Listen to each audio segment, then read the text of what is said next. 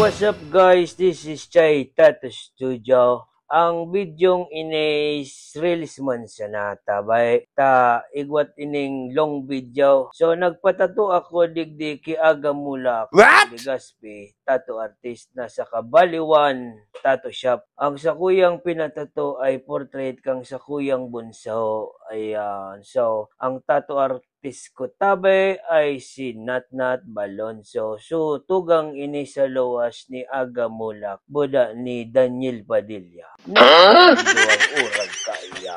Ang sa kuyang tattoo artist ay located at Monica Residence Albay, Legaspi, dyan sa nasara ni sa Water District. Kung maparipil ka mo kitubig at mo yan ang dumagpatataw, magdiretso na muna ka mo dyan, tamaluyahon tabi ang bulaw. Hindi yan sa kuyang si Pading. Mag-PM lang tabi ka mo, digdi ki Pading Natnat kang sa iyang page, dawa day pa ka mo tatake, tatuang ka mo kayo na, day mang ki problema yan sa iya. Nakulaw na salamat sa imo Pade, sa ulitin sa puson tang sa kuyang slave. Alright, hanggang dito na lang. Aber daw kung matapos.